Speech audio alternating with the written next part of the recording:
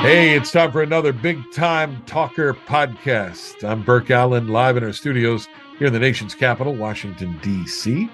Today's guest, award-winning author Terry Birdgenaw. We're going to talk about Antuna's story and his other books. And thank you so much for making us a part of your listening experience. We have new episodes available every Tuesday at Apple iTunes, Spotify, iHeartMedia, Podbean, wherever you get your podcasts. We'd love it if you'd make us a part of your week, and we thank you for listening today. Speakermatch.com is the sponsor of our Big Time Talker podcast. They are the world's largest online virtual speakers bureau.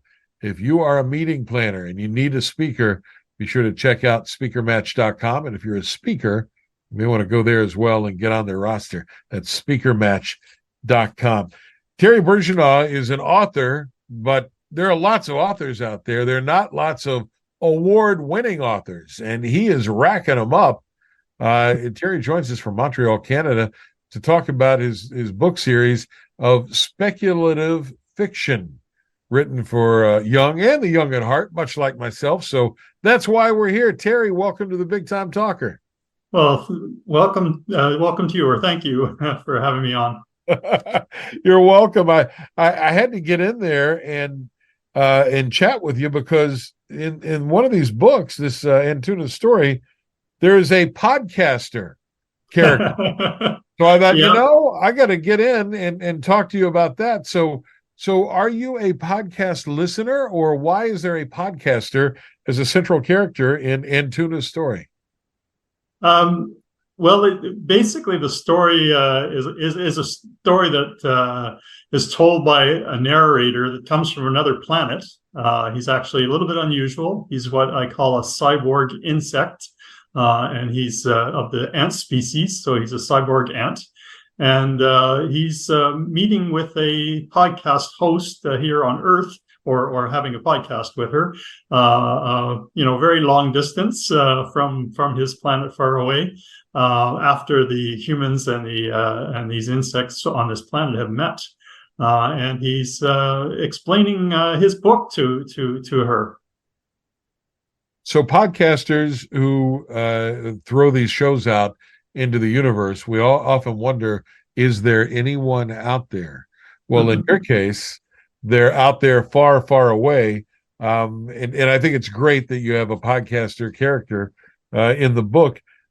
But, the core of this trilogy of books are of the bee, termite, and spider variety. So give us a rundown for our listeners who are not familiar with your book or your book series about what these books are all about. Okay. Well, I should start off by saying how this all was born. Sure. My wife actually writes books as well. In fact, she was the one that's always wanted to be an author all her life, and she writes this series called Black Hole Radio. Her name is Anne Birdgenaw, and on her, what these books are basically three children, about 10 years old, or 9 or 10 years old, visit other planets by going through a wormhole. And on her second book, she was having a little trouble trying to decide what planet they would visit and what the characters on the planet would be like. And I was kind of giving her some of my ideas, and she liked it. So she took the idea and ran with it, the idea of having cyborg insects on a planet that these three children go and visit. Because she took my idea, I thought, maybe she wants more and more of my ideas, and I was giving her more ideas, and they were getting so complex. She was like, "This is not for children. You really should be writing your own books. Why don't you do the backstory for this, for my book, in your own books?" And so, at the time, it was only going to be one book, but I got started to writing and really enjoyed it, and enjoyed it so much it ended up being a trilogy. What kind of research do you do?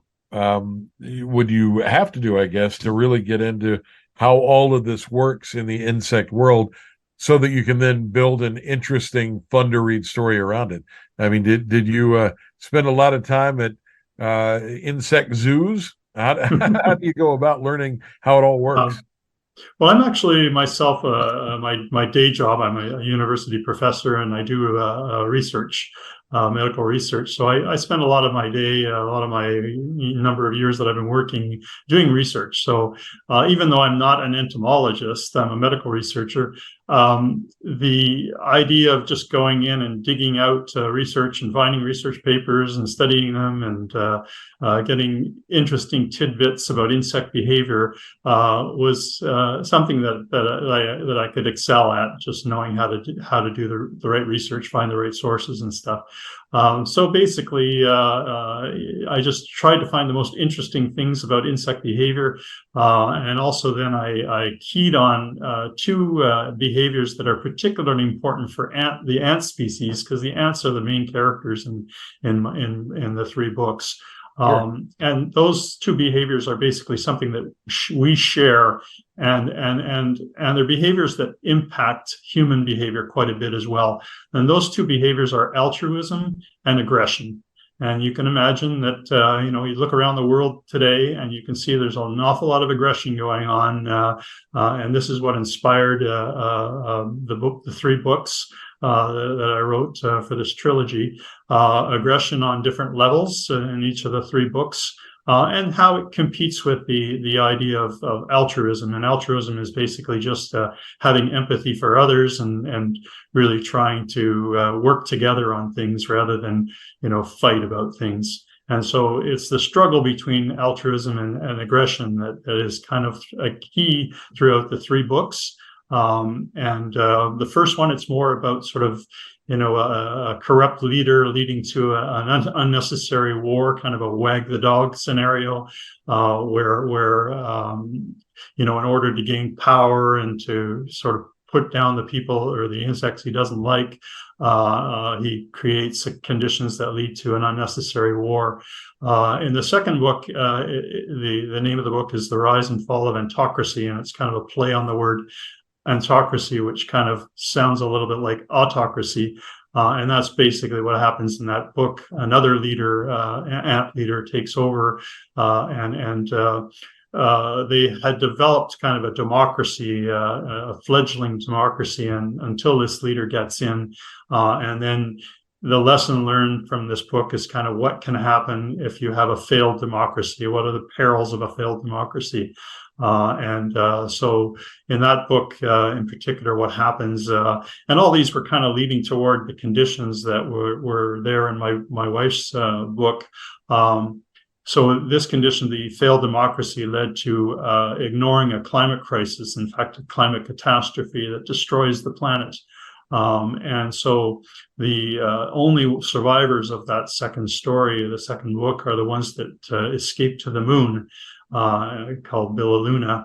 And there they learn their lessons from the failed democracy and create a society that has a much more democratic and free society. I stress the principle of what I call insectism, which is stresses this altruism that I was mentioning before. Basically, it's just a little bit like what we would call humanism here on Earth, but in this far-off planet, they call it insectism because they're all insects. I didn't tell you at the beginning that the insects originally came from Earth. They were sucked through a wormhole during the extinction event that killed the dinosaurs. So when the meteor struck, it sent a bunch of these insects through a wormhole to this far-off planet. It's a 3-book trilogy from Terry Birdgenaw, award-winning book, Antuna's Story. And then there's The Rise and Fall of Antocracy. And the third one is Antunites Unite. The Antunites Unite is the newest one. And they're all award-winning books. And if you'd like to find out more, you can visit Terry online, and the books, I'm sure, available at Amazon and wherever books are sold. Do you have a target reader? Do you obviously, folks who are into science and entomology and bugs, but who do you visualize picks these books up and runs with them? Well, I've kind of, it's a little bit of a juvenile premise to begin with. The planet that they first inhabit, my wife actually, because she wrote the first book that I wrote the backstory for, she called it Puponic. And I had to actually come up with a reason why they named it that. And it's basically because to survive, they had to create a hydroponic system that involved using their feces to help certain plants grow and such, because the planet was not so habitable at the beginning. The idea is just that they had to learn to survive, and then eventually they become obsessed with creating more wealth for themselves, particularly the ruling ants. Honey was their currency, and they had this a system of dribble down economics, where they sort of used the analogy of what we have here on Earth, where the rich get richer, and hopefully the poorer ones survive because of what dribbles down to them. So it has a lot of parallels with kind of the systems we have here on Earth. All three books are a bit of an anti-fascist, anti-authoritarian bent to them, to sort of make us realize that when we lose democracy, nasty things can happen. We can get into wars like Putin has brought his country into. We can have climate catastrophes if people are ignoring it and trying to push the economy more than they're trying to look out for the environment. The third book's a little bit different. It's no longer a backstory to my wife's books. It's when they've returned to the planet, which they had destroyed once it recovered. And this one's more of a little bit of an anti-racism bent, because what happens there is that the ruler that takes over on that particular, at that particular time period, feels that red ants are much superior to black ants and brown ants. And so they rule, the red ants become the rulers of the society, and they suppress the others through a series of social controls and genetic manipulations that I call bionics, socionics, and histrionics. Histrionics is how they kind of spin the lie about history and spin the current events and such to fool the citizens that are on the planet. And actually, this one is a good example of how human behavior and ant behavior are somewhat parallel. There's something in the ant world it's called slave maker ants, and it tends to be red ants that are these what are called slave maker ants. And what they do is they raid the nests of other ants, take the eggs back to their nest, and then raise the eggs, and then use the ants that come from the eggs to be their workers. In a sense, they're slaves, and they do all the work for the red ants. So this is where this idea came from, that the red ants are subjugating the black and brown ants that they take. So it's something that actually happens here on Earth in the ant society, and you can see the parallels with with apartheid in South Africa and all parts of the world where one's part of society tries to control another part of the society. Is there a tough, Terry, when you write these, a tough road to go in balancing the message you want to get out with making it a fun read and a page turner? How do you do that? Yeah. So you probably would recognize, or most readers would recognize, that these books have parallels to things like Animal Farm and Brave New World and 1984. And personally, I found those books, they inspired me, and this is why I wrote these stories the way I did. But they also kind of have endings that are somewhat depressing, and the story's a little bit dry. So I tried to make these stories much more adventuresome, a lot more fun, a lot more character driven. The first book's a little bit more like Watership Down, in a sense, that it's they've gone through this upheaval of being sent through a wormhole, and then the ants, the insects all get together and try to work together, and it's kind of like that adventure that they went through in something like Watership Down to help each other survive this crisis that they've gone through. But then it shifts when a leader kind of stresses war with some of the other insects that they were cooperating with, and now they start to see as the enemy. And again, as I said, I started writing these books to in a sense for young adults as a way to kind of teach them about some of these things we have to watch out for, fascism that we have to watch out for, the loss of democracy and such. But I tried to make it playful along the way. So even the ant behaviors, I've picked particular kinds of species, insect behaviors, like, for example, ants that can spray formic acid and spiders that spit venom with their webs. And I even have a little story about bees. They do this thing here on Earth. It's called the shimmering effect, where they tilt their wings into the sun, and the whole hive does it at the same time. So it kind of makes concentric rippling waves, amongst all the bees. They're all standing together. And so I use these kinds of behaviors, the spitting, the formic acid, and the shimmering behaviors, and all sorts of other ones, to kind of make interesting little, adventurous stories, war-like activities between the insects and such. So I think the reader will find that it's an adventuresome story. There's a lot of, it's not only just story about anti-democracy. It's a very fun story to watch. The third one, in fact, is not only is it kind of like I said, like 1984 and Brave New World, but there are spies that come from the moon to infiltrate the red ants that are on the planet, to foment a revolution. They infiltrate the red ants, and then they try to cause the cabal of the red ants that are subjugating all the other ants to cause the society to go through a revolution to overthrow the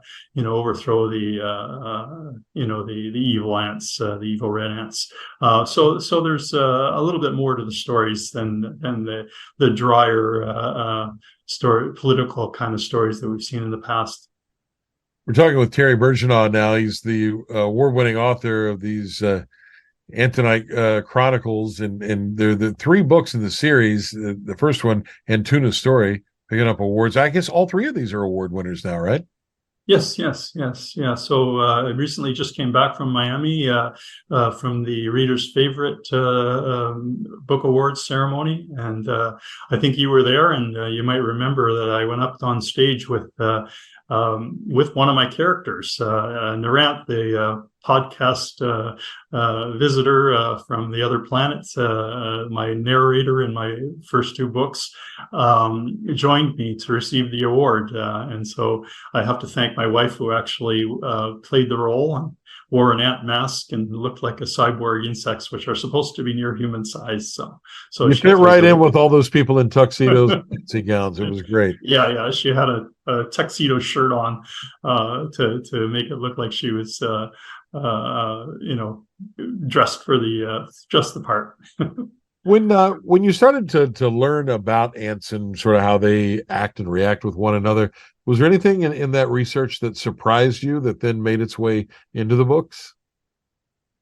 Yeah. Well, like I said, I'm not an entomologist, so I a lot of surprises. I knew nothing about insect behavior whatsoever.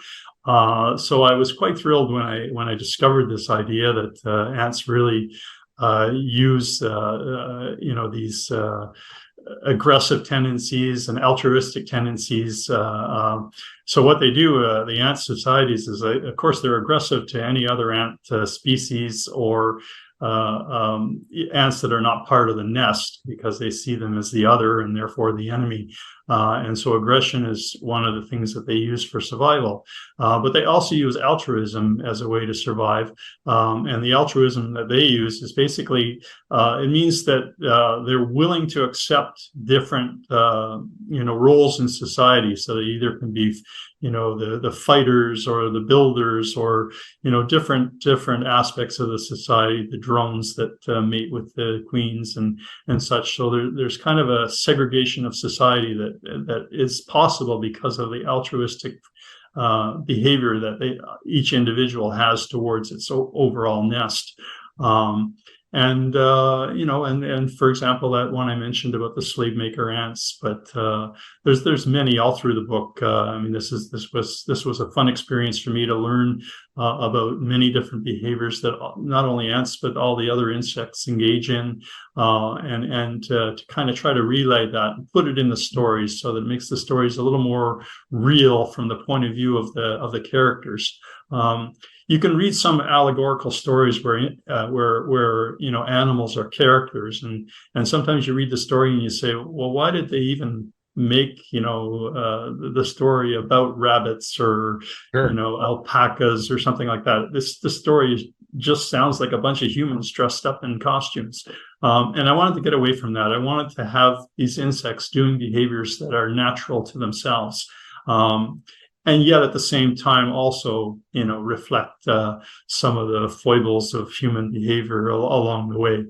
So it's a mix of both. And so you learn a little bit about insects as you're reading.